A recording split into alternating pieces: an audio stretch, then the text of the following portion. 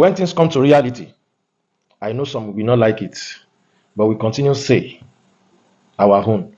Wọn kì í pa ọmọ agogo lẹ́nu. Mo ṣe program kan lórí farming. Mo fi enlighten àwọn ọ̀pọ̀lọpọ̀ tí a fẹ́ máa pariwo pé nǹkan le nílùú, but torí ká má bàa wà frustrate, ká má bàa di pé bóyá a ní high blood pressure, pé òkè a lè dọ́gbọ́n sí báyìí, a lè dọ́gbọ́n báyìí. First of all, ẹ wo bàbá Olúṣẹ́gun Ọbásanjọ́ àti dé UK gan ní the same day. So a ti wà láwọn sọ́ọ̀dì ẹni the second day. Any of the soilers, we have the one that selling. The one here, don't know both Patamo and quality. It's still the same thing that extra chemicals are doing. The way they want it, there are sometimes that just want it on soil. There are sometimes that they want it on soil. So the difference between this one and local markets is this one no chemical, nothing. This is organic. This is purely organic. The soil is chemicals. Just support. Organic.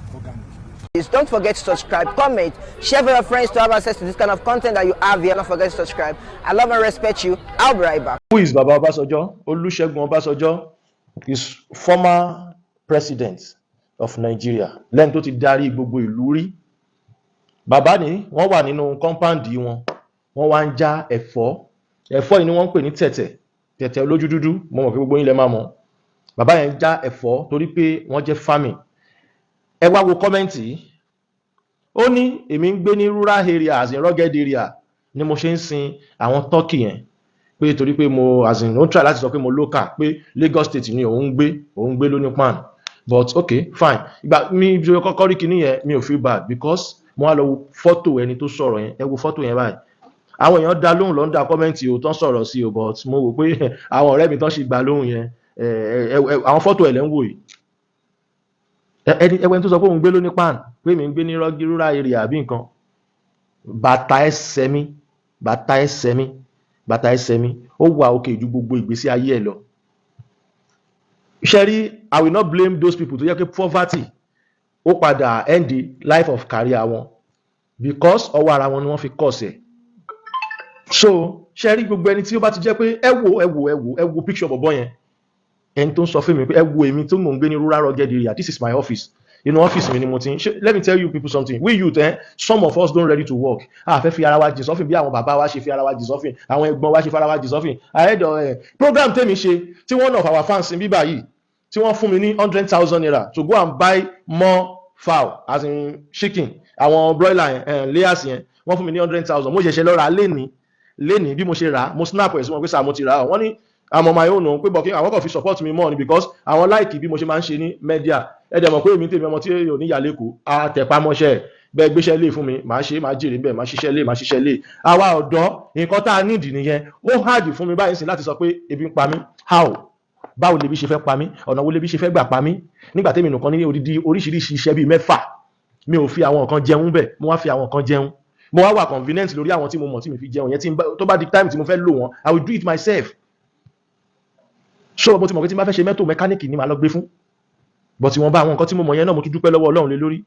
Now let me tell you something. Ìgbà wo láà ní máa wá sórí media láti máa people love lies. Go and check them. People love lies. Irọ́ àwọn èèyàn like irọ́ gan. That is why I am expensive. Èmi gan gbéra mi ìyẹ́ yára mi. Mi ìdẹ̀ kí n bá tálákà ṣe. I'm very sorry kì í ṣe tí olówó ni tálákà olórí burúkú ayé àtọ̀run ni tálákà. Tálákà we wish you bad. Tálákà bá tún fẹ́ bẹ̀rẹ̀ ṣe a máa expect kó ṣiṣẹ́ yẹn kó jẹ gbèsè fóun. So mi kì í bá tálákà ṣe rárá. Mi ń try ẹ̀. Má bolo òṣìrìn òṣì máa ń affect èèyàn because our brain tálákà ó wà dust gan. Tí tálákà bá máa ní agídí báyìí wọ́n máa ní agídí bí wèrè ni. Some of tẹ́ bá dẹ̀ rí tálákà ló bá máa proof ládùúgbò kẹ́ máa pè oníbọ̀dà ẹ̀gbọ́n àdúgbò ẹ ti mọ̀ pé tálákà ni olórí burúkú. Tálákà bí ọmọ kan ra bẹ́ǹsì ládùúgbò tálákà máa ní gbéraga ni. Ọmọ ọlọ́mọ tó ń ṣe tiẹ̀ tó ń bá tiẹ̀ lọ tálákà máa ní gbéraga ni. Ó yẹ kó máa dọ̀bálẹ̀ fáwọn bọ̀dá àdúgbò. Ìgbà wo ni kò ní kan káwọn máa wá sórí social media ká máa rí àwọn fake fiction sáwọn ẹni ẹlẹ́ni láti dàgbé sí ayé ẹni tí ayé ò dáa o tó fẹ́ wá fi títì ẹ dàgbé sí ayé onígbèsí ayé rú because people believe that God send you. That's why you are seeing the vision, which is a lie. We all know that is a lie. It's a lie. 100% is a lie. I can never see anything about you. The only what I can see is about myself and my kid and my children. Yẹ́lẹ̀ tọ́lọ́run bá dẹ̀ tó fún mi rí ń bẹ̀ látọjú àlá àti láti bí ìfúnra. Torí àwa kan wà ní ọmọ lára ọmọ tó gbóná àwa ní lára tó bá ń parọ́ fún mi ẹsẹ̀kẹsẹ̀ mú mọ̀ tó bá ń díbọ́ fún mi ẹsẹ̀kẹsẹ̀ mo mọ̀, tó bá ń plan nǹkan fún mi ẹsẹ̀kẹsẹ̀ ni mo mọ̀. Ọlọ́run ló dá mi bẹ́ẹ̀. Bọ̀ pé kí wá gbé òmò mi yẹn kí wọ́n máa sọ pé Olúwa mú mi rí pé ọ̀gbẹ́ni. Ìgbà wo ni ò ní rí bẹ́ẹ̀ ìgbà tí ọ̀dọ́ ò fẹ́ ṣiṣẹ́. Bọ̀bọ́ yìí sì nǹkan tó yẹ kó make statement yìí ni pé inú ti bí pẹ̀lú encouragement tí mo ń ṣe pé káwa ọ̀dọ́ náà wá nǹkan kan tá lè fi help ara wa. Ìjọba kọ́ ni total problem wa. Bọ̀ kan yé kó stop bandit tán sponsor. Kí gọ́ọ̀mẹ̀ntì stop bandit tán fi tíyàn gbé. Kó stop ẹ̀ kó lè jẹ́ káwọn farmers wá ṣiṣẹ́ because wọn ò fẹ́ kílẹ̀ Yorùbá develop débi pé so that àwọn málà tó wà nínú ọjà yẹn wọ́n lè máa tà. Àwọn málà tó wà pẹ̀lú yín yẹn, àwọn náà tó ń ta àwọn ráìsì ta gbogbo yẹn, àwọn málà yẹn ń fẹ́ kí Yorùbá kó gbá wọlé. Inú wọn dùn, wọ́n mọ̀ nípa ọ̀rọ̀ bandit yẹn, àwọn málà tó wá ń gba ṣọ́ọ̀bù lọ́wọ́ ẹ̀yin ará àdúgbò tí àwọn baálẹ̀ yín àtàwọn ọba yín fún láwọn ṣọ́ọ̀bù yẹn, wọ́n mọ̀ nípa bó ṣe ń dì pẹ̀lú àwọn farmers yín so that ọ̀dọ̀ wọn nìkan ló ń jẹ́ àti máa wá, àwọn nìkan lè máa fi owó tẹ ní sponsor. Iṣẹ́ ọpọlọ tó ń ṣe nìyẹn lọ́wọ́lọ́wọ́, I will tell you facts.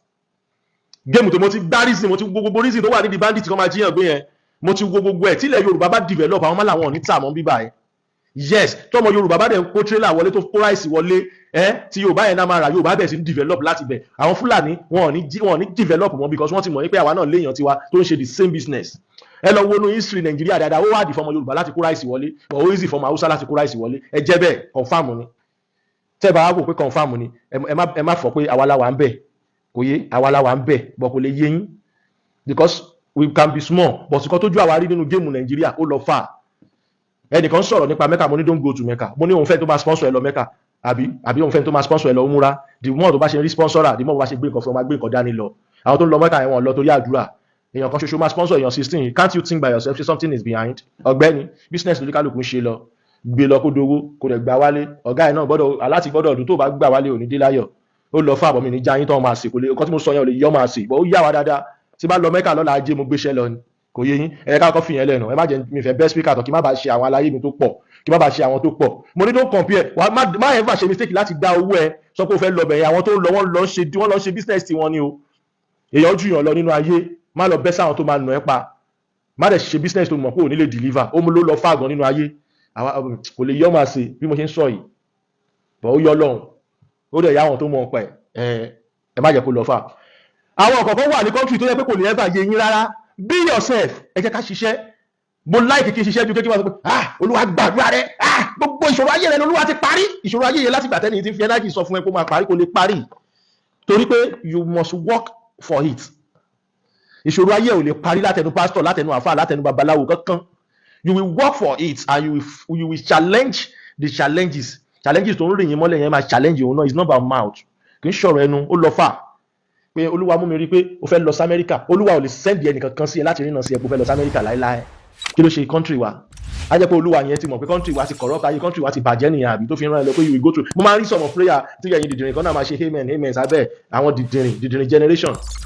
Ẹni tó ń ṣàdúrà fún ẹ ẹnu ọjọ́ mẹ́ta máa kan ní kí n sọ̀rọ̀ lórí pastor tó pa ọmọ kan, bọ̀bọ́ yẹn send 1.5 fún wọn, bàbá àtọmọ, pastor àtọmọ ẹ̀ wá pa ẹni yẹn, wọ́n ti wá lọ wó òkú yẹn. Mo ní kò sí nǹkan tó kàn mí, ohun ojú ẹ̀ wá lójú ẹ̀ rí because àwọn fíìmù tó ń wò ó ti sọ fún pé àwọn ni wọ́n rí so nǹkan tó bá dẹ̀ bá nínú real and reality. Ẹnìkan náà tún ní kí n sọ̀rọ̀ lórí àdó, àfáwọn náà fàkàn aládò, ó ṣàdó kò ṣàdó. Mo ní kò sí béèyàn ṣe máa jẹ́ láyé tí ò ní rọ́mọ́gọ̀ ẹ̀.